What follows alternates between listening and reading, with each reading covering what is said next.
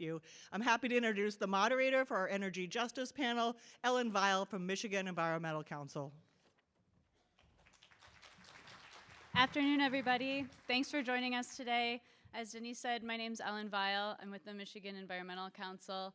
I was an enthusiastic participant on the planning committee for this conference, and I'm so glad to see all of our efforts pan out today. It's just been really wonderful. Thank you all for joining us. I'm honored to moderate an amazing panel today, the Energy Justice panel, with some phenomenal speakers who are going to tell you about their organizations and about their work. With us today, we have Michelle Jones from Soulardarity, Raf Mojica from Soulardarity, and Kamau Clark with We the People Michigan. So let's give them a round of applause.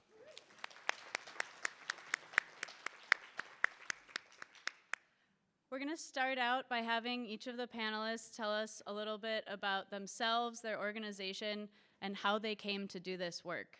Raf, do you want to kick us off? Sure. My name is Rafael Mojica, Program Director of Soulardarity, and Soulardarity just recently experienced its 10th anniversary last year, and that founding of our organization was focused on the unjust taking of our streetlights by DTE for the city of Highland Park. Over 1,400 streetlights were repossessed due to a emergency financial management takeover, and obviously that did not sit well with the community of Highland Park. And along the way, when we were exploring how to bring back those streetlights and what led up to the repossession of those streetlights, Soulardarity started to realize that the business of energy production was both literally and figuratively a dirty one, and extremely extractive to frontline communities such as Highland Park. It didn't just stop at our street light poles, but it also went to our monthly bills, how much the household incomes were being committed to paying that bill, and how high that burden behind that bill was on average for residents across the city. So we decided to not just focus on that founding mission, but to expand our mission to energy justice as a whole, or as a lot ourselves, as well as a lot of our coalition allies call it energy democracy, which is the soulful ideal of making sure that the people who are affected the most by our energy policies and decisions have the greatest amount of say.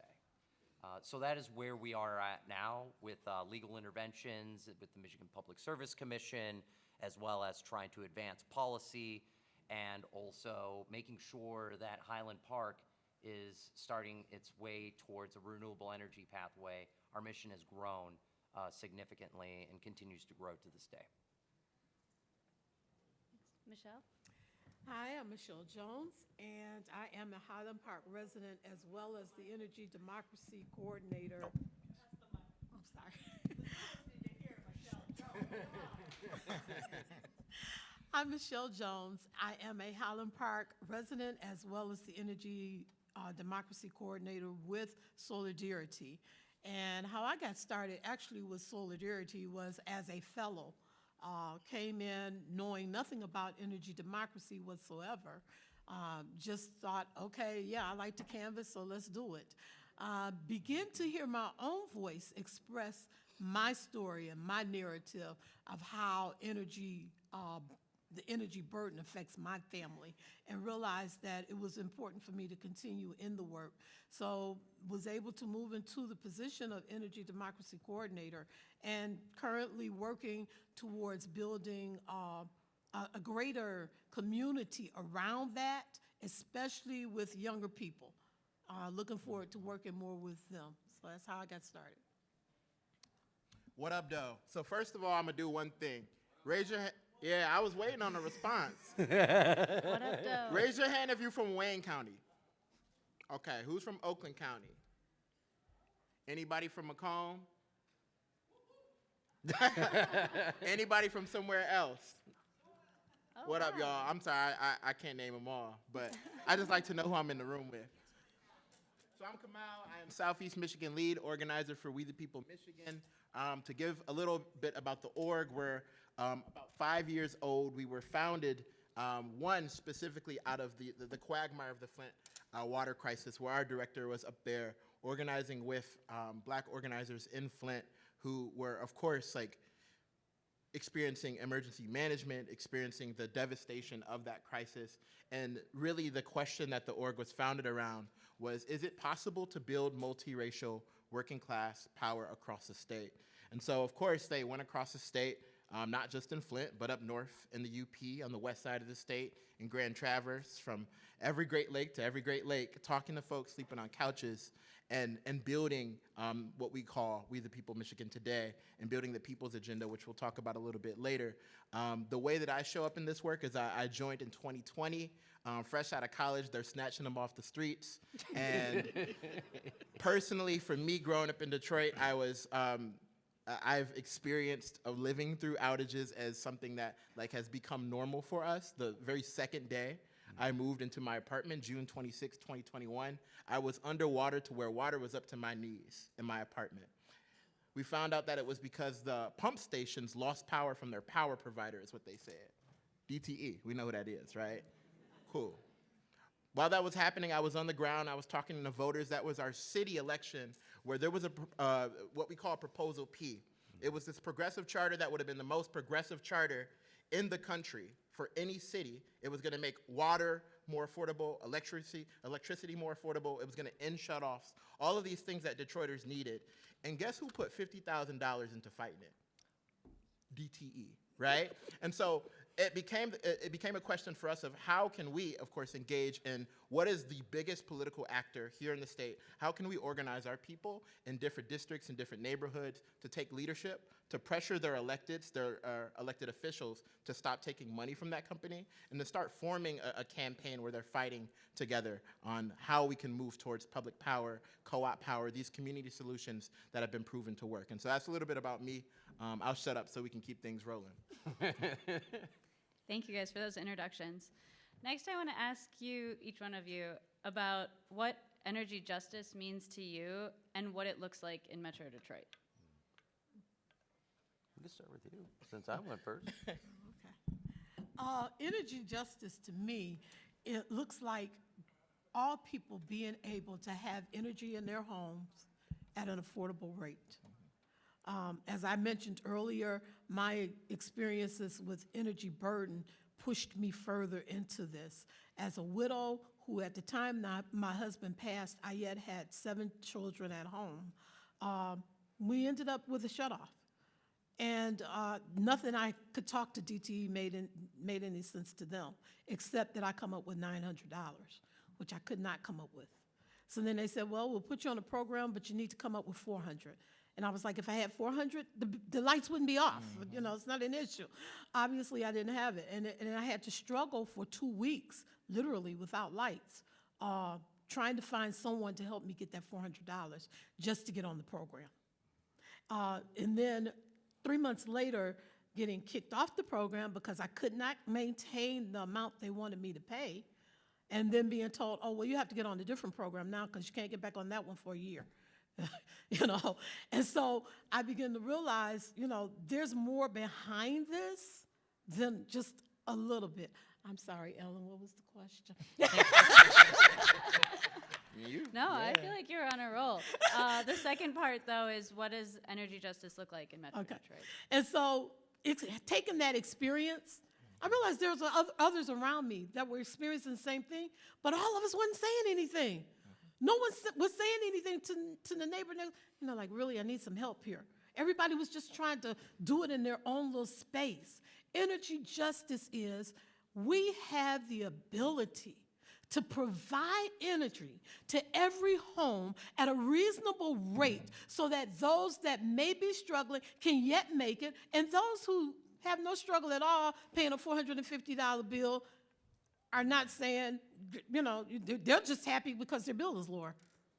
You know, so it has become a monopoly in that I don't know how many of y'all as old as me. But anyway, there was a time when you had Detroit Edison and you had Michigan Consolidated Gas. And therefore, if you didn't pay your Edison bill, you know, you knew you had some gas in the house to cook or whatever you needed to do, or the other way around, and you could work on that other bill. When they became one, you have no choice. You lose everything. That's not fair. That's not right. And so energy democracy to me is fairness all the way across the board. Making energy available to every human being. And since we have a free supply above our heads, why can't we do it? You want to go ahead? Yeah, sure. I don't know what to say after that. Well, look, I would say there are 4 pillars here and that like we need to be, of course, strategizing and fighting on. One is striking down DTE, not just DTE. We can talk about consumers and UPCO. We can open up the conversation. But striking down their ability to cause health harms, to damage our democracy, to redline, and then to extract profits.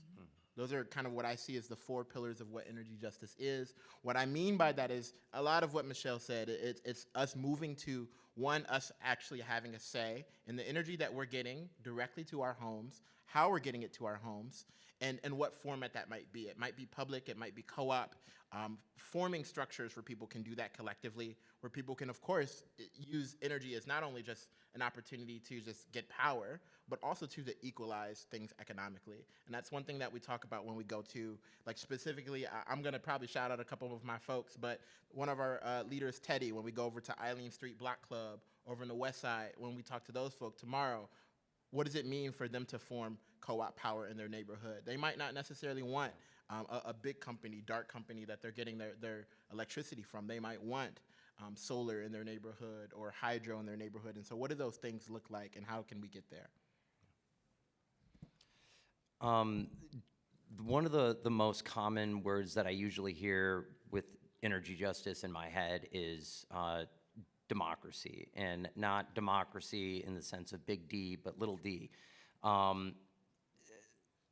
When people who are advocating for cleaner energy sources, when I hear people who say nuclear, is the way to go, it's cleaner, it's less risk, it's going to produce more energy, it's more efficient.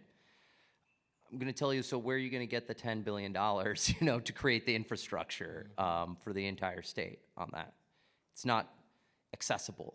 It cannot be democratized.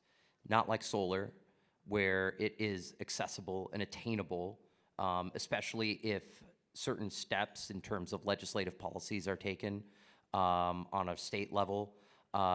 It can be made accessible to a lot of frontline communities like Highland Park, people of color, people of low socioeconomic status. That is justice to me, is that you picture people of varying different height, physical height, at a fence, and some people can't see over the fence, others can barely see over the fence, and some people can see clearly over the fence. You're not going to get the same sized box for every single person at that fence. You have to meet people where they are at. You have to take the time and courage to understand what is going on in communities and see what is their justice and what works for them. Because justice is not a one-size-fits-all situation. You have to take the time and with an empathetic heart to go into communities and understand what that justice is in order to bring justice to a community. All right, for this next question, I want you guys to just answer like first thought, best thought, 10 seconds each. What are the biggest barriers to community-owned clean energy? In 10 seconds? Ooh. Denise is going to tap her watch at me if we don't. Well, I would say, one, utilities' ability to participate in our politics financially, as well as their ability to function as a profit-making machine, if we were going to narrow it down to 10 seconds. So, yeah. I really want to hear yours. 10 seconds? 10 seconds. DTE.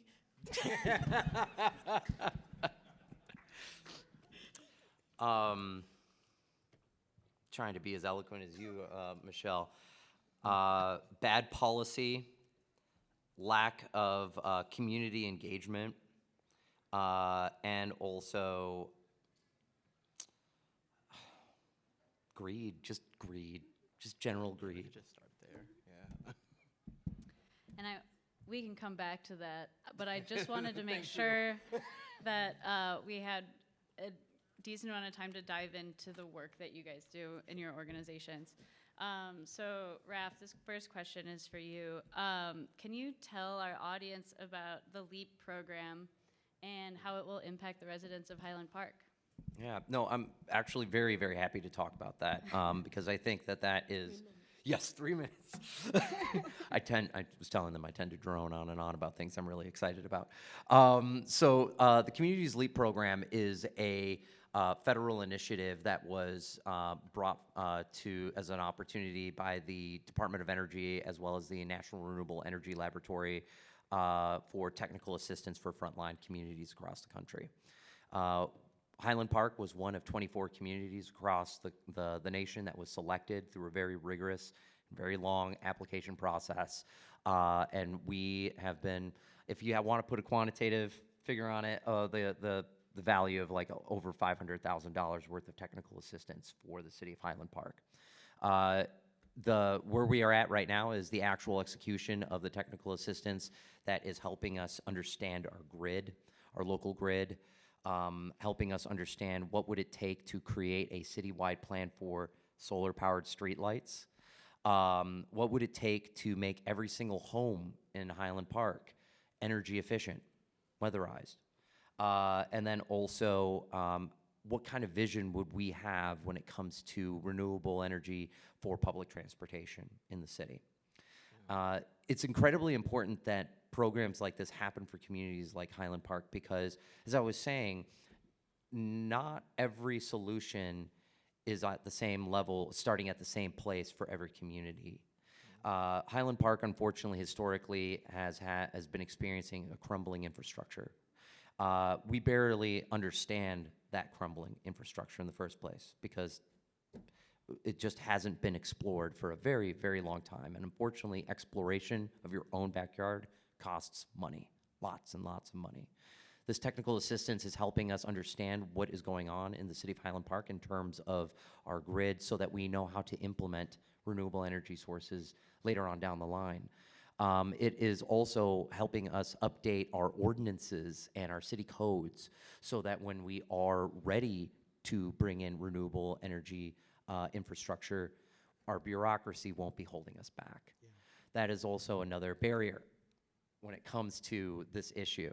And then also it is making Highland Park a model across the country for other frontline communities of similar size or maybe even larger that need this kind of infrastructure, that actually would benefit the most from this kind of infrastructure. Because we're not just going to be keeping this experience to ourselves, we're going to be sharing this experience with other frontline communities across the country as much as we can.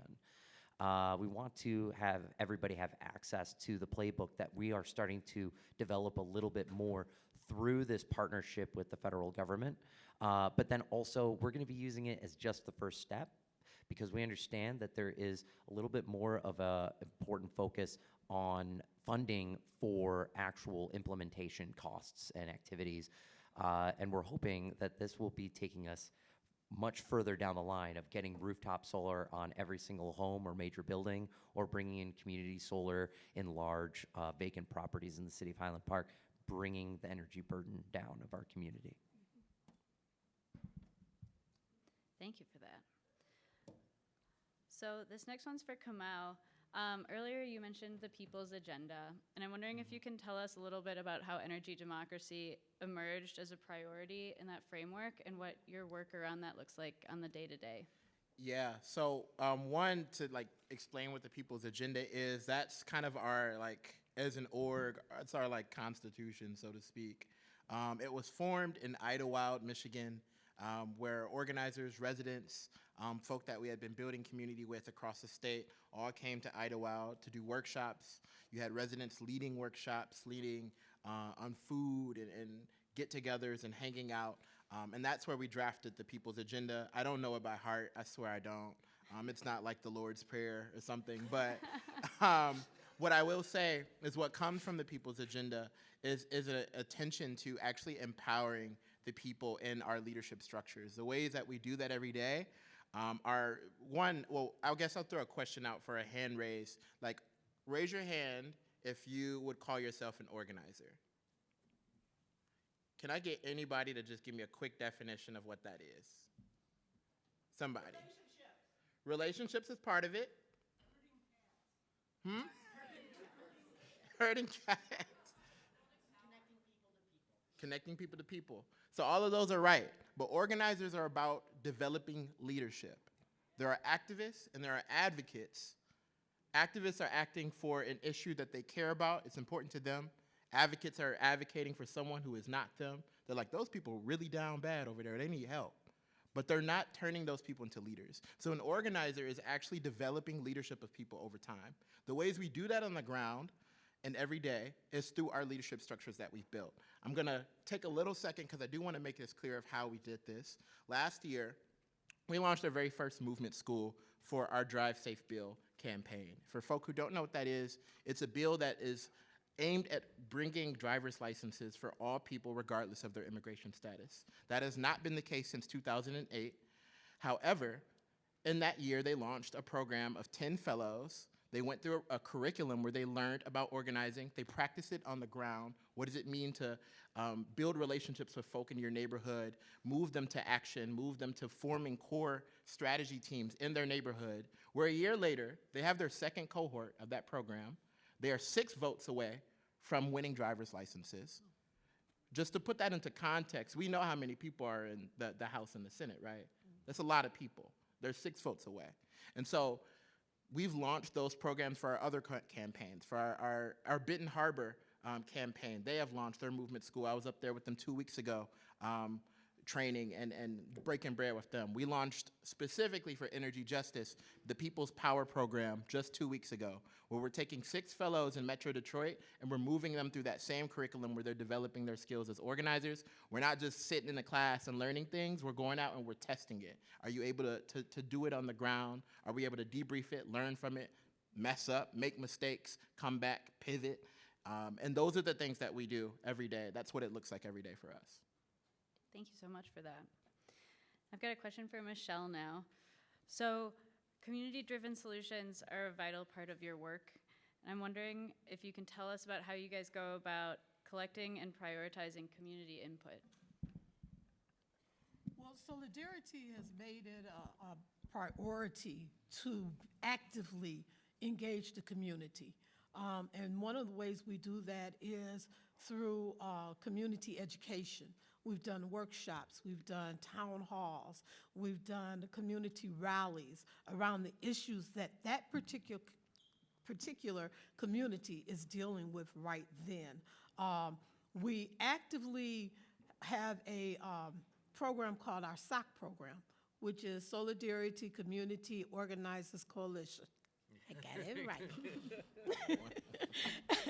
And our SOC program, we bring in, we're looking to bring in approximately 8 organizers, okay? And do what Kamau talked about, train them about what it is to do community work. Not only sitting in the classroom, but actually getting out and talking to the people, actually conducting and facilitating the workshops, actually even participating when we do legislative educational training. And so that's how we actively get the community involved. We give them, first of all, a chance to speak their voice. We want to hear what they have to say. I live in Highland Park, but I'm not Highland Park. Okay, I've only been in Highland Park for 3 years. I need to hear what that person that's been there for 40 and 50 years has to say. What do they see their community looking like, and what do they want it to look like?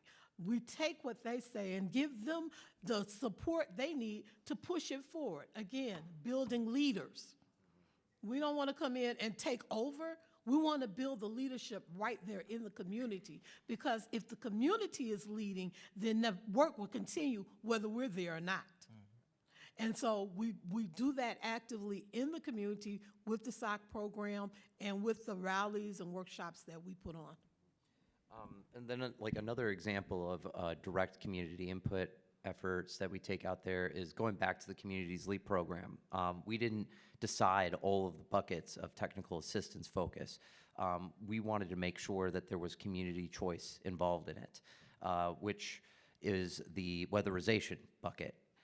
Which says a lot, because people are going to want work done the most in areas that they experience every single day that impacts their day-to-day lives. And that is a totally fair perspective to take on issues. Everybody is familiar with their homes. What is the draft of cold air like, that's coming through, how much heat is escaping. So clearly that's a problem in Highland Park that residents wanted to be attended to, so we held town hall, we circulated surveys, we had people give us information about what their needs are in terms of Communities Leap and beyond, and we let those shape the decisions and directions that we take with our organization. Thank you. And we thought this might happen. I'm going to skip to the last question to keep us on time. What can folks here today do to support your efforts? And I'll take an answer from each one of you guys. Why I gotta go first? She went first last time. We're just taking turns. Okay. Y'all can tell we friends, because we. What can folk do to support the organization? I mean, candidly, join us. Support is, I think, helpful. We don't necessarily want to build sandcastles, and so some things I'll throw out there. Actually, so grab a pen or grab your phone. I'm gonna just shout out my number. So grab a pen, grab a phone. I know it's a lot of folk in the room, so if I get a bunch of texts, it's okay. When you're an organizer, at some point you forget to keep your phone private. You just give up on that. Yeah, it's wraps, and I'm out of business cards, so this is how we doing it. So 313-932-8802. Again, that number is 313-932-8802. Send your name. Just say Oakland. I remember who you are. Or we can talk after. But would love to have a one-to-one, talk to you about what's going on, ways you can plug in. I'm not going to throw like a donation link or like some, I was going to swear, some of that up here. Shoot me a text. Let's talk. Let's do that. Don't swear in front of the donors. From my side of Soulardarity, one way you can support us is if you're interested in really doing feet on the ground work, then go to our website and look up the SOC program and see if that's something you want to participate in. It's only July to November? Yes. July to November, okay? Become a SOC organizer. You might find out you actually enjoy it, and you'll get pulled into deeper work like I did. But anyway, the other thing is, come by the table. Become a member. I think I can speak for, well, you and me together, so I think I can speak for you too.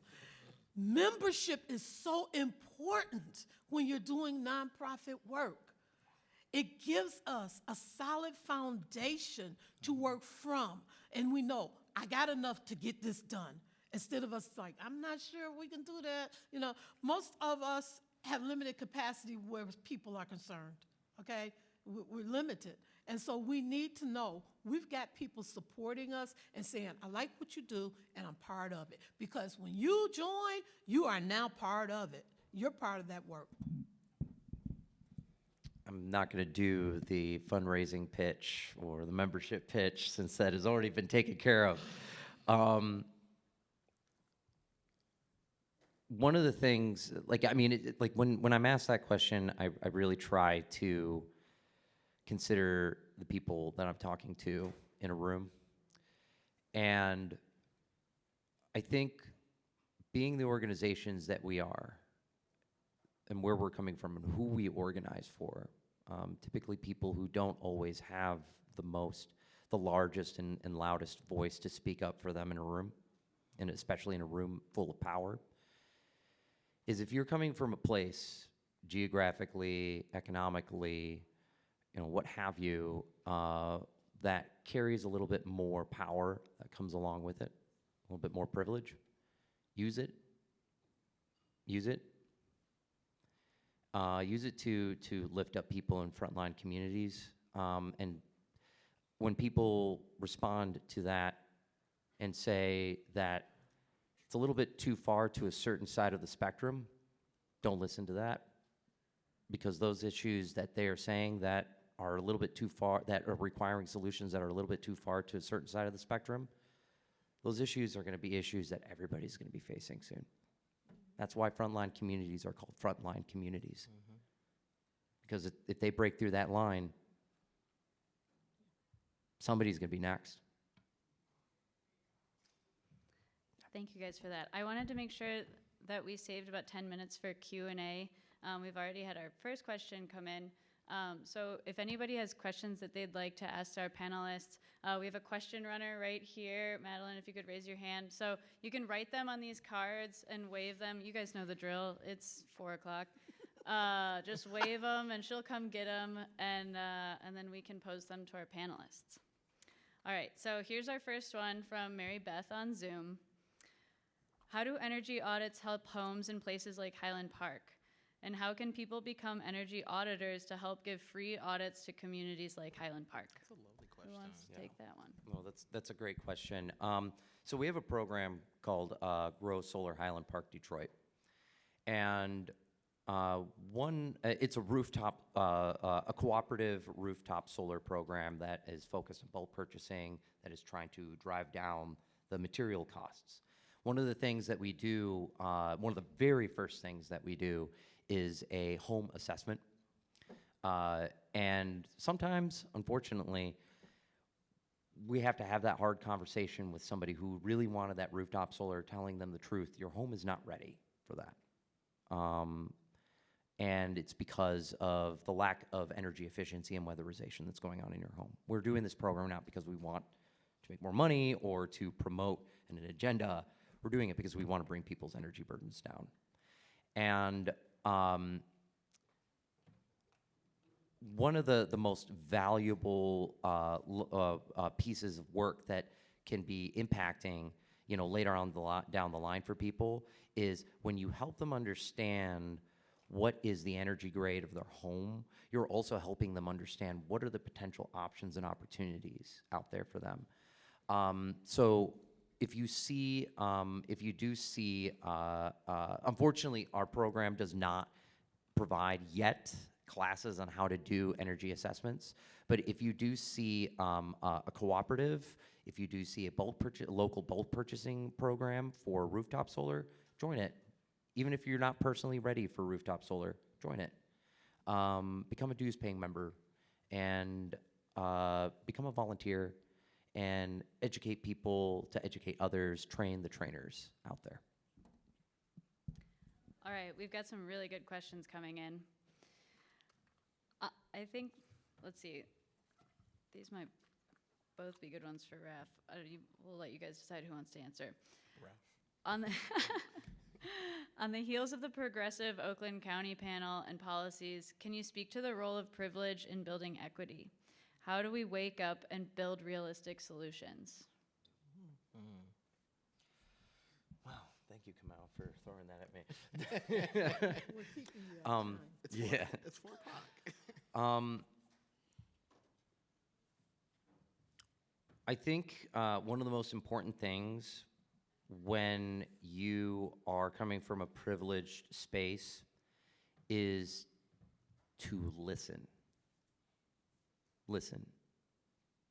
Meet people where they're at, step out of your comfort zone, and understand that there are human beings that live in spaces that you consider outside of your comfort zone.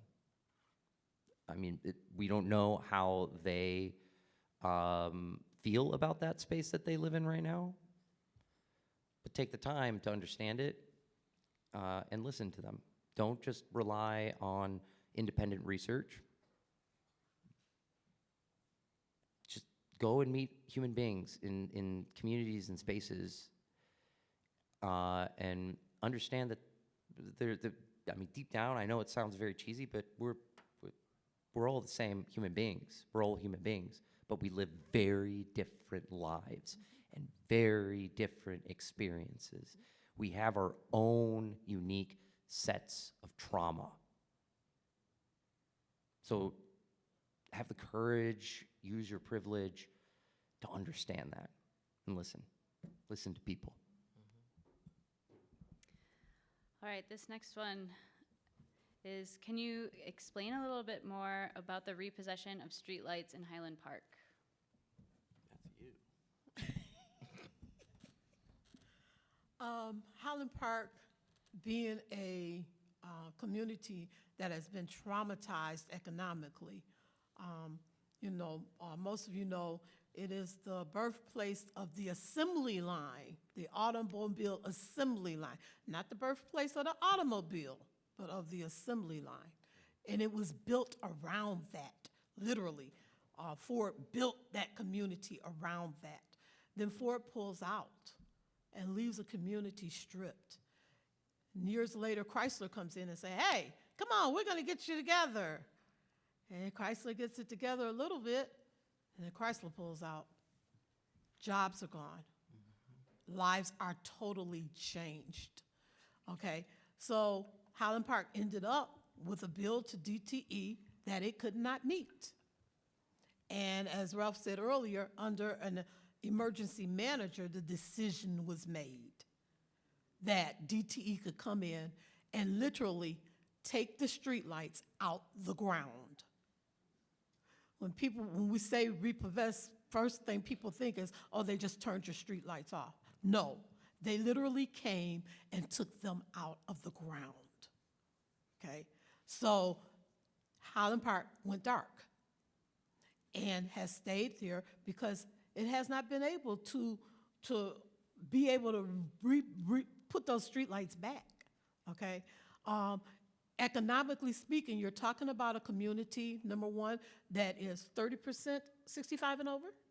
Am I correct? Yeah. 30% multi-family dwellings, which is renters, okay? And then the rest are struggling wherever they are. And therefore, the tax base in Highland Park is not strong like it used to be. So you're talking about homes that are over 100 years old. My daughter is purchasing a home there now, and I live with her. Our house is 120 years old. It's in fantastic condition so far as the bones are concerned, but it also has the original windows, single pane. And we're not talking about 13 or 14 windows. We're talking like 27, 30 windows, okay? Try replacing that with energy efficiency. We have radiated heat, which we love, okay? But that's a gas boiler, okay? So think of people who've been there 40, 50 years and own their home, but they are now in their 70s. So the economic base is totally ripped up, and they came and they ripped up the streetlights. We currently, right now, have replaced a grand total of 17 of those 1,400 streetlights that have been repossessed. It started off with the initial goal, like, we're going to take them all on and we're going to replace all of them. And then we realized, oh, wow, these things are expensive, especially when you're introducing solar energy technology like ours. And then later on, free public Wi-Fi that our streetlights give out. But we're using this as an opportunity to create models across the city that it can be done, that as a previous administration in the city government once called it as junk infrastructure, which it is not. And you will hear lots and lots of stories from people who live around one of those street lights, how immensely valuable that is to them, because it's not just about having illumination on the street, it's about public health, and it's about having something visibly in front of them that something can work if done correctly. Well, thank you guys so much for all of your stories and wise words today. That's our time. So let's give a big round of applause to the panelists.